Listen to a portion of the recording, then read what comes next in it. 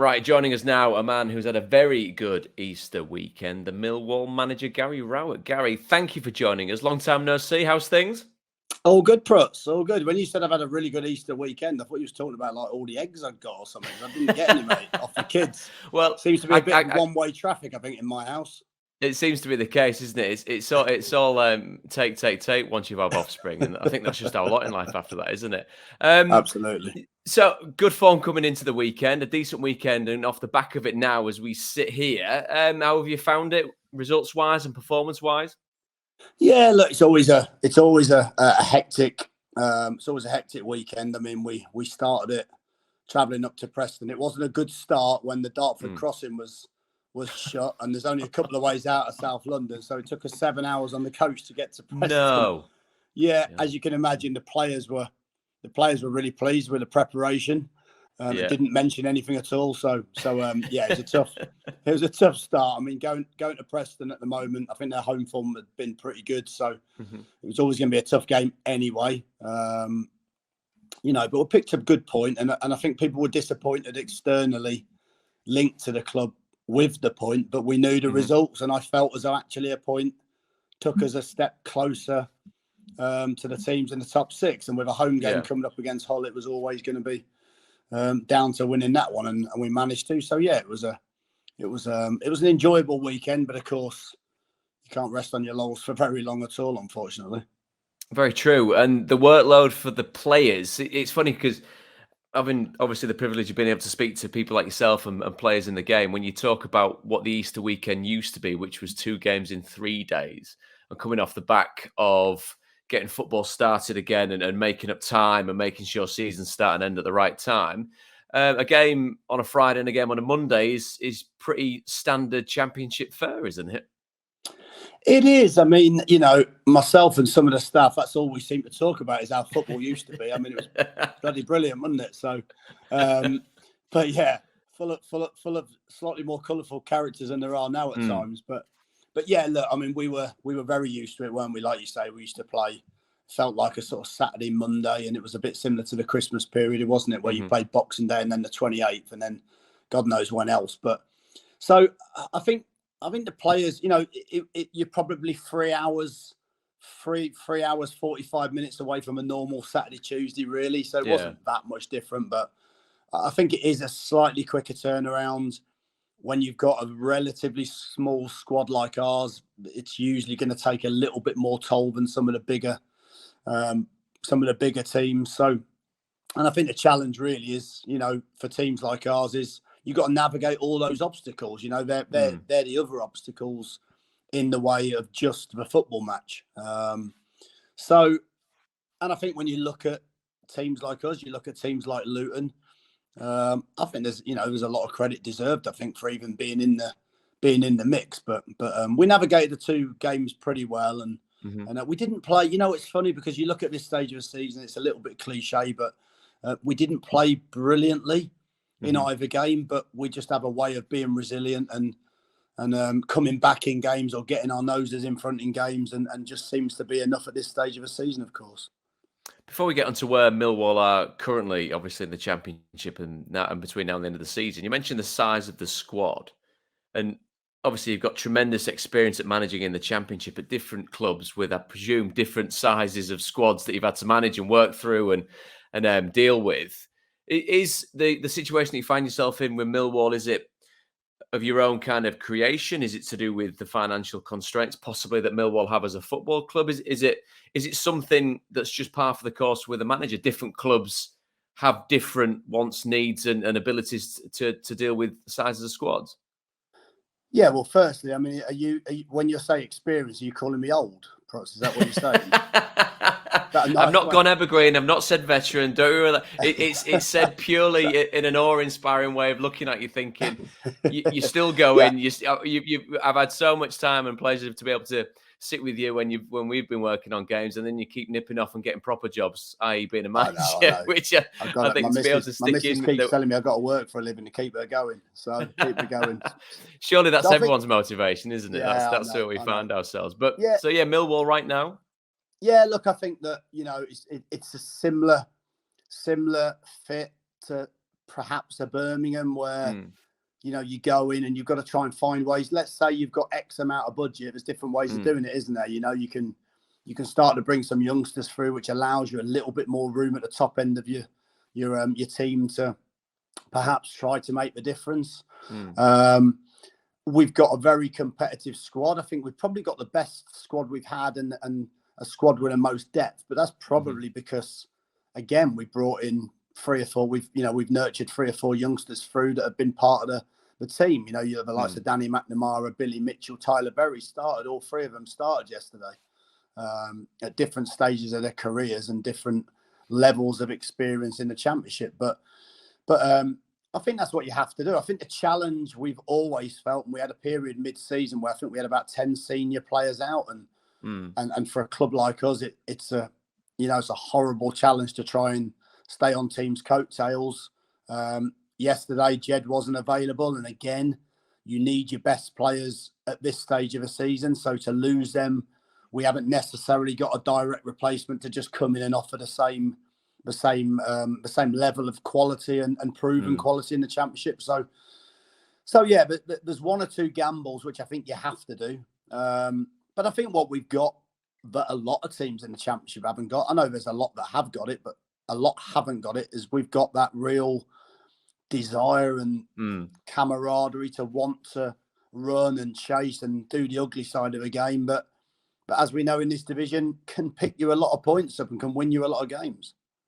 Does that come from that kind of chemistry of the players together? Because I presume as a manager and a coaching staff, you've got to create the culture of how you want the players to thrive and grow within that environment. But as I've always kind of spoken to perhaps people of a non-footballing background, chucking a load of fellas together doesn't always equal a good culture, a good atmosphere and camaraderie, does it? It's a tricky thing to get right. So how has that managed to be the case with you at Millwall? Is it a collective effort?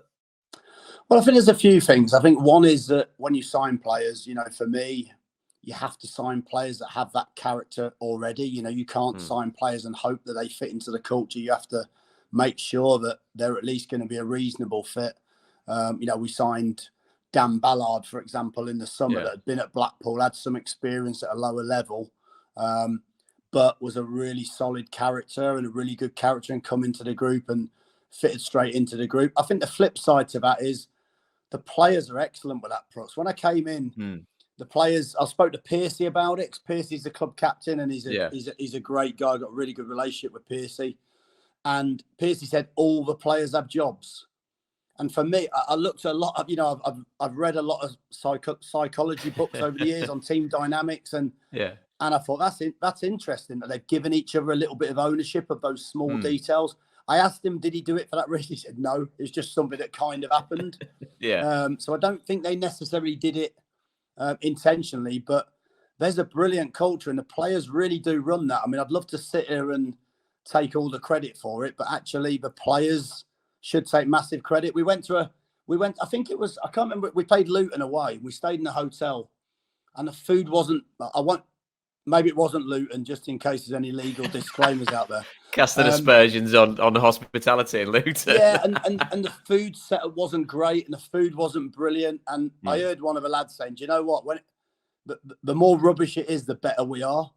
So I think the players embrace that. They're not a group that expects the luxuries, and I think with that it breeds a little bit of resilience, and it breeds they're here for the football and they're here to try and win games together, and it's a really nice part of the group. I think it's a good place to be part of, because they are quite a humble group. So Gary, if we turn our attentions back to the actual division as it stands, Millwall currently 7th, 1 point away from Sheffield United, of course, in 6th, and above them Forest, Luton, Huddersfield and the top 2. A lot's been made, obviously, about the teams that are in and about there. Carlos Corberán at Huddersfield, what Nathan Jones is doing with Luton, what Steve Cooper's done with Forest, taking over when they were bottom, and Paul Heckingbottom at Sheffield United. I feel like it's been slightly remiss that nothing else has been made of what Millwall have been doing. So when I say the term dark horses, when I say operating under the radar, it's a team with the best home record in the division. What are the expectation levels in the building from you lot? Because look where you are, and look with the games to come. There's still a decent chance, isn't there? Yeah, but it's quite interesting, really, that you say that, because I mean, firstly, we're quite happy with that. I don't think there's anyone at the club that wants us to be lauded for those top 6 positions. I think it's quite nice to be an outsider and be the chaser. As you know, sometimes you see in the top 6, some of those teams are perhaps not as comfortable having to hold on to something, and you see that with recent results and the pressure for them. But if you look over the last 3 seasons, the first season we came in, we finished 8th, just missed out, I think, with 2 games to go. Last season without our fans, which with our home form this year, you can see, the Den, you know what that's like for us without fans, and we finished 11th, and again we're in the mix up until sort of 3 or 4 games to go. So it's nothing new, it's nothing new for us. I think the team has performed consistently. And I think you get to this stage of a season where it shouldn't sound unambitious, because we want to try and achieve something. But the fact that we're in the mix, the fact that we're in and around some of these teams, and the fact that we're still scrapping away and keeping our season alive and very, very much in the hunt, I think it's testament to everybody at the club, and quite exciting to be part of. You look at a lot of the teams, like I said, a lot of the teams have got something to lose. We've got everything to gain. We're not really thinking about, we're just thinking about enjoying the games and trying to win them and seeing where that takes us. And with 3 games left, what a great way to end the season or potentially keep the season alive. And given what you've seen over the course of the season, it looks like obviously Fulham are going to get there at some stage. Are they the best team that you've come up against this year, would you say? Yes, I mean, we had 2 games that, whilst the scoreline of a second game at Craven Cottage didn't suggest it, there were 2 quite close games, but in different ways. The first game, we had a real lesson off them, the way they moved the ball. We tried to press high at the Den, and they just kept beating that first line of pressure, and the game just became so open. And as you know, they've got some terrific attacking qualities and pace, and they were probably the one team where no matter how you set up tactically, they just had the quality to keep trying to open you up. And I think really after that, I don't think there's any stand. I think Bournemouth will probably, they're going to get there because of their quality, I think. Scotty's done a really good job. You think, he got Fulham promoted, he got Bournemouth promoted. People forget he's still a very young manager. And I think if he manages to do it again, yes, they've got the riches of a team that were in the Premier League, but nevertheless, you've still got to do it, and you still got to try and get over the line. So if they do, I would say those 2 teams probably have been the standout quality teams in the division. And I think everywhere else was, you can look at everywhere and say there's not that much difference. And I think that's it. Look, we say it every season, don't we? The Championship just springs up surprises. Yeah. Some teams drop, some teams have a little push, but ultimately there's usually about 10 teams in the mix. And this season is certainly no different. It's certainly been fascinating to watch, and given where, as I said, you find yourselves with just 3 games to go, and it feels to me, in a broader sense, and it's the luxury of sitting and watching it on a sofa, drinking endless cups of coffee and filling your face with chocolate. I mean, not for 1 second would I say how tough it's been for the season and how long it's lasted, but to me, it's absolutely flown by. Has it been the same for you out there at the coalface? Yeah, I think it has. I mean, it's just, I think the difficulty is we've had a few seasons now, haven't we, where, there's been limited periods between the seasons. We've had a little bit stop and start within the seasons. It's felt quite a long period, but like you say, this season does feel like it's gone quite quickly, particularly after Christmas. I think post-Christmas, certainly for us, our form has been much better. And of course, when you're winning games and you're enjoying the ride, I think it tends to go a little bit quicker than when you maybe haven't won for 6 or 7 and it's dragging a little bit and you're thinking, Jesus, when am I going to get the next win? Because it's looking a little bit hairy below me in the table. I always say, we never look down at Millwall, we're always looking up, but there's been a few times this season where I've had a little look at the table and thought, oh God, we've got to win the next game. But I think, look, it's like you say, if you're not stood on a touchline, If you're not in a studio, you're watching. We're all watching games. We love the game. It's a brilliant thing to be part of in the Championship. I think our players keep reminding. I think Jed says it all the time. Like our training ground facilities are not quite Premier League level, shall we say? And Jed says it a lot. Jed will go, "We're one division away from Man City," and the reality is that is the Championship. There's going to be 3 teams this season that are going to be in the same division as Man City next season. So, how exciting is it to be part of? And I think that the EFL in general is really flourishing, and of course the Championship is a main part of that. It's certainly a division we all love. It's funny you said that, reading reports in the papers about potentially coming up against Erling Haaland, who, I mean, whatever he ends a week will be a vast amount of money, which kind of puts things into really stark focus, don't they? Given what you've just said there with regards to looking behind you at times, I'm always fascinated by the kind of the dynamics that a manager's got to work under, because we've had a phone conversation when I think you'd come out of possibly Derby, and I vividly remember walking the dog, talking to you after you'd come out, and you the main emotion that you had was, it's just going to be nice to have a few weeks or months, however long it is, where I'm not constantly fielding questions. I'm not constantly asked from the minute I wake up, whether the phone starts dinging, whether the first phone call comes in, Gaffer, what is the answer to this? Gaffer, what are we doing here? What's that? And then I think I texted you when you got back into the next job and saying you've obviously rested enough to want to be asked and peppered with questions. That I presume that never changes. That's what the part of the drug is, being that man that people look to be able to answer, to be able to grow together, to be able to achieve stuff together. I think do you know what it is? I think when you've been involved in football, I think we all, is it the love for football, or is it the highs and lows of the job? Is it just trying to avoid something that's pretty consistent? I think when you've been on a touchline, it's very different from being a player as well. You can win a game last minute and there's no better feeling in the world. You lose a game last minute and it feels like your world's ended. And maybe, in some sort of psychotic way, I'm like most managers, and I quite enjoy that not normal feel about it, that extreme feel about it. I've always said as well, I love the planning side of management. I'm probably one of the very few people that say I probably actually enjoy management more than I did playing. I loved playing, but I love managing as well. There's different challenges, but I think, mentally it's far more stimulating. Of course, you think about so many different things. But it is nice to get a rest every now and then. I think the unfortunate bit about football management is usually, like you say, you've been sacked or you've left a job, and that's the only way you get a rest, and then after about 3 or 4 months, you're usually itching to get back in. So it's a great job. Look, it's not even a job, is it? We've said it many times. It's being part of. It's a vocation, isn't it? It's a choice of what your career is as a professional and as a person. You've just jogged my memory about a conversation I had with Alex Neil. I was chewing his ear off in the same vein, talking about when he transitioned from being a player to player manager to a manager.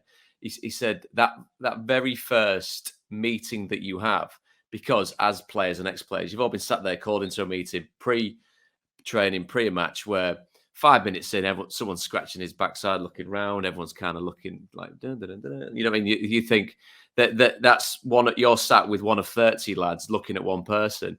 And he said the minute it kind of really hit home that you were in charge was being that one pair of eyes looking back at 30 pairs of eyes, with them all looking at you, going, "Go on, then." Now you're the boss. Now you're going to be the ones that's setting the tone, and it seems to be a bit of that, because you've got to love it, haven't you? You've got the baseline is you've got to absolutely love being in that position and what you can create as a total. You can't, you have, and I think for someone like Alex, he went in very, very early, didn't he? He was a very, very young manager, and I think he had 30, about 31, I think. He had that transition quite quick. I was slightly different, so I had 4 or 5 years of actually doing coach education work for the FA, which I did because I wanted to learn different strands of coaching. So I probably spent, as I said, 2 or 3 years taking a course in Leicestershire with 30 grassroots coaches, and I'm having to deliver all week to them. So in some ways, for me, it was far easier because I'd spent a lot of time speaking to groups of people and delivering talks to them. Because I have to be honest, the first time I ever did it, I think I was working for England under-16s with Noel Blake, and Blakey told me about an hour before a set piece meeting. He said, "Oh, by the way, you're taking the set piece meeting." I'll be really honest, Prutz. My heart nearly jumped through my flipping face. It was unbelievable. I was so nervous. I didn't really know what the meeting was, and it was just a horrible feeling. But that gets better with time. It's like, I suppose it's like you presenting your first show, isn't it? I would imagine the nerves would be very similar, but you get to a point where it becomes second nature, and there's always different challenges, and the job doesn't get any easier, that's for sure. But it's a great job, and like I said, we're so privileged to be part of some of these football clubs that have been around, for years and years and years. And one coming up this weekend that you know very, very well, in a bit of a sticky situation, shall we say, coming off the back of quite a chastening defeat at the weekend. When you come up against an old club, is it easy to separate heart from head and just completely focus on the result that you want? Yeah, I think so. I've done it with a few clubs. I think there's different. I think some clubs feel different when you go back to them that you've been before. I think Birmingham's one that, I'll be really honest, I didn't want to leave in the first place. So that always is quite a hard one to go back to in some ways. We've had some good results going back, but it doesn't feel any easier because it feels like you still have a little bit of your part of the fabric. So it's was an odd end there, wasn't it? Yeah, it's not for me to comment on what's happened since, but certainly it's been a while since they've had any real stability there, and it's a shame because I think we were 7th and building a little bit like Millwall when we left, and it's not easy to. People don't realise it's not easy. You can't buy your way into those positions. You've got to create a culture, and it's not. It's not an easy thing to do. So yeah, it doesn't. It always feels a bit weird, if I'm being honest. You walk out, it feels a bit weird. You always get a bit of stick off the fans that once clapped and applauded you. Not every week, depends on the results.